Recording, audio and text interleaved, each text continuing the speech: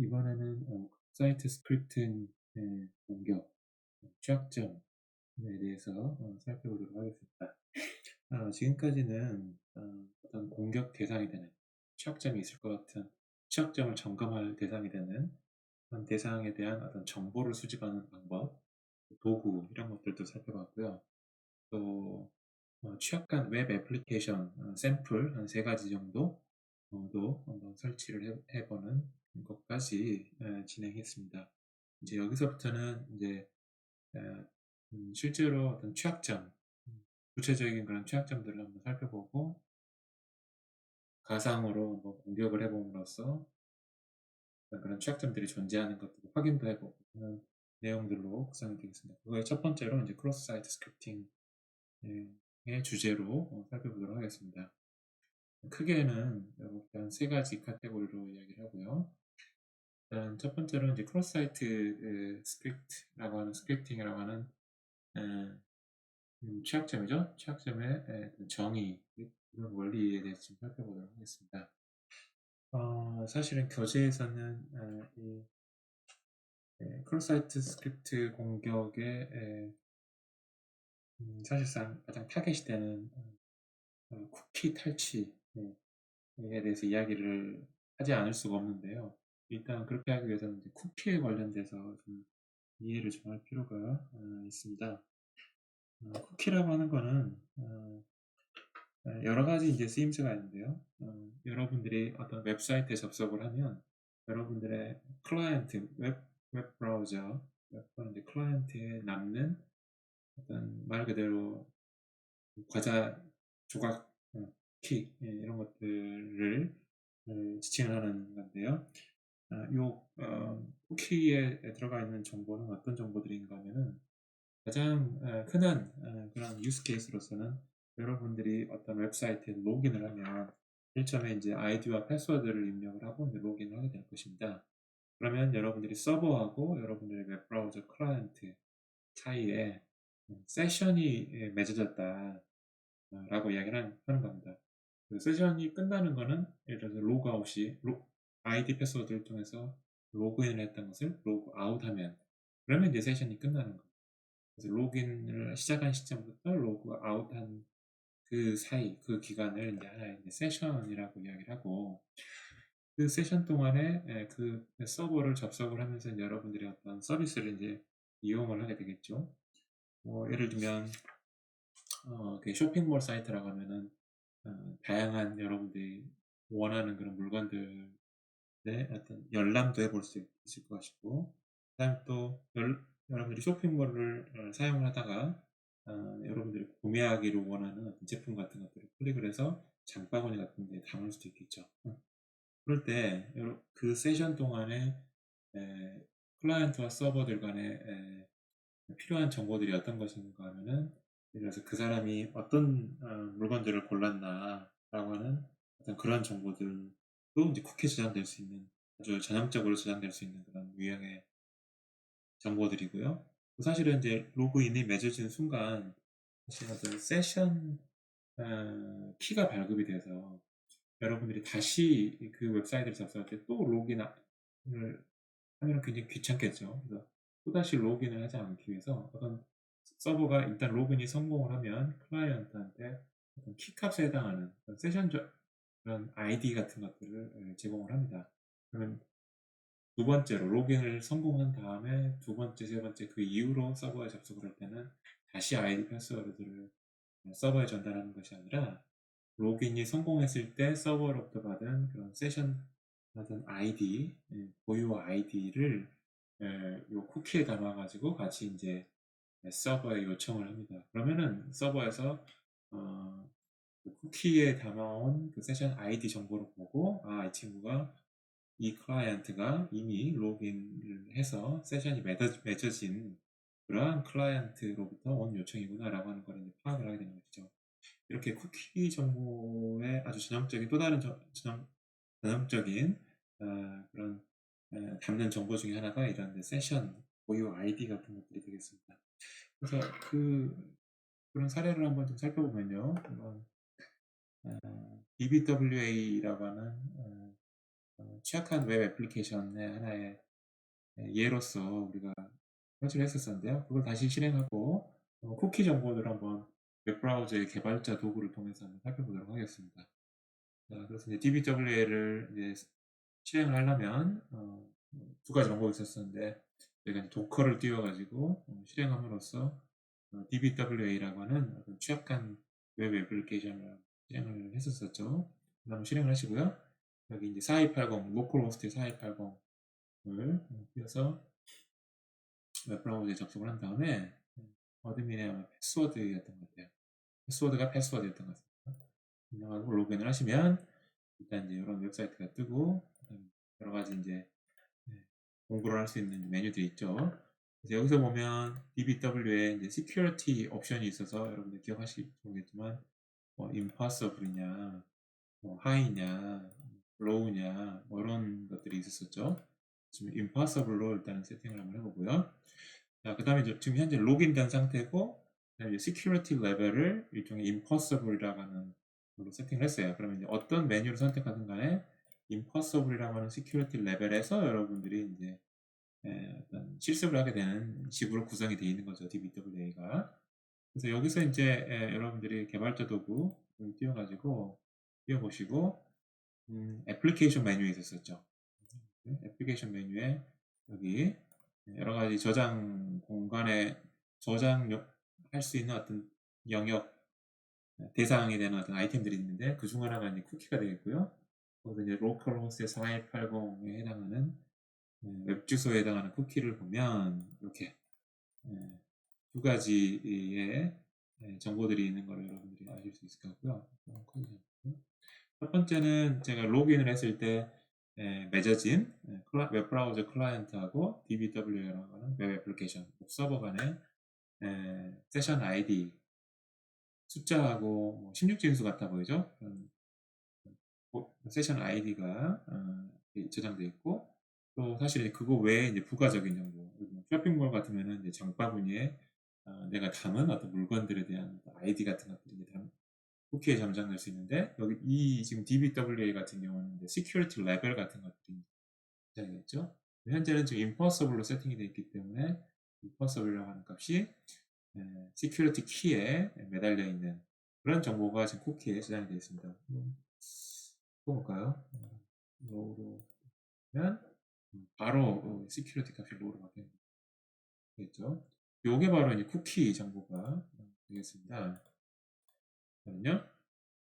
시 보면 그래서 사실은 이제 그런 쿠키 정보들이 설치가 되면 예를 들어서 아까 그 세션 아이디 숫자하고 16진수 길게 있던 그 세션 아이디가 탈취가 되면 그냥 그 세션 아이디를 가지고 DBWA 애플리케이션을 띄워서 그 세션 아이디를 쿠키에다 넣고 보내면 마치 그 DBWA 서버는 이미 로그인된 그런 클라이언트인 걸로 오인을 하고 특별하게 다시 아이디 패스워드를 입력하라고 물어보지 않습니다. 그러면은 그 세션 아이디에 해당하는 클라이언트의 권한만큼 내가 그 웹서버에 접속을 할 수가 있는 것이죠.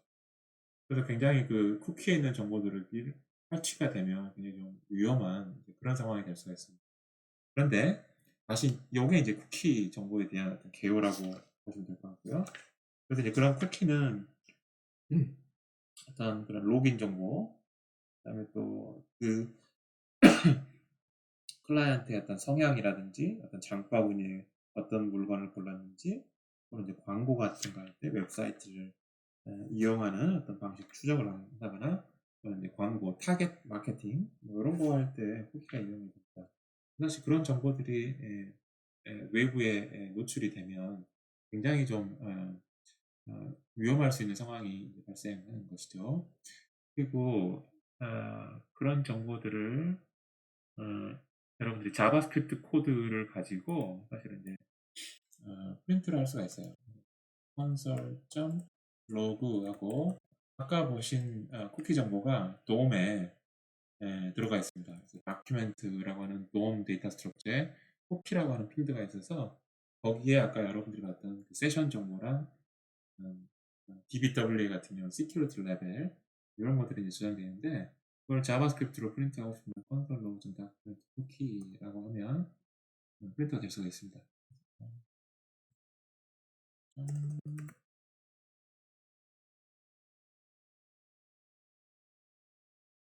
예, 여기서 지금 impossible 레벨로 설정이 되는데요.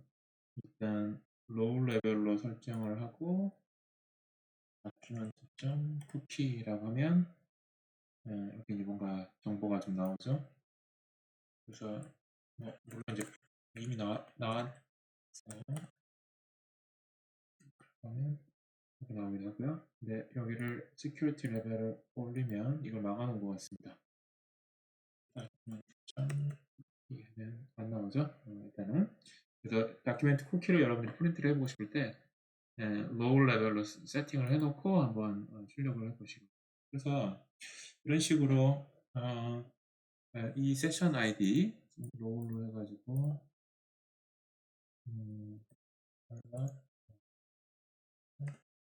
키 이런 거를 이렇게 실행할 수 있으면 클라이언트와 서로만 알아야 되는 어떤 세션 아이디가 이렇게 노출이 돼버리면 다른 어떤 해커가 이 세션 아이디를 가지고 마치 이 클라이언트인 양 서버를 이제 접속할 수 있다는 것이죠.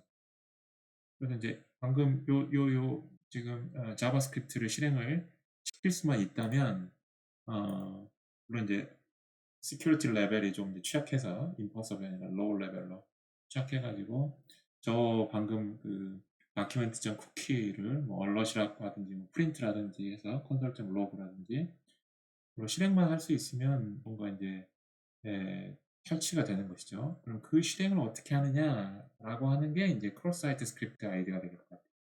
그래서 크로스 사이트 스크립팅이라고 하는 게 이제 어떤 웹사이트에 사실은 이제 뭐 평범한 어떤 뭐 데이터 입력을 하게 돼 있는데, 뭐 예를 들어서 크레딧 카드 넘버를 입력한다거나 뭐 몇 원을 결제하겠다라고 하는 자기가 결제하고 싶은 돈의 액수를 입력한다거나 그런 데이터 입력 평범한 필드인데, 거기다가 이런 스크립트라는 키, HTML에서 스크립트 열고 닫고 하면 그 사이에다가 어떤 임의의 자바스크립트 코드를 넣을 수 있고요. 여기에다가 이제 alert documents.cookie 같은 그런 코드를 넣고 데이터 입력을 그랬을 때 이제 그 입력된 요 스크립트가 어떤 특별한 그런 변환 처리 없이 그냥 원래 보여져야 되는 HTML 안에다가 그냥 포함시켜서 브라우저에서 이제 렌더링 보여져 버리면은, 그때 이제 요 스크립트가 이제 실행이 되게 되는 것이고, 실행이 될 때 alert document cookie라고 하는 그 내용 그 자바스크립트 코드가 실행이 돼서 어떻게 됩니까? 다큐멘트 쿠키 안에 저장되어 있는 그런 세션 정보 같은 것들이 노출될 수가 있는 거죠. 또는 뭐 어딘가에다가 보낼 수도 있고요. 보내도록 자바스크립트를 작성합니다. 반드시 그냥 얼럿 창이 뜨는 게 아니라. 그래서 이러한 것들을 이제 조합을 하는 거죠.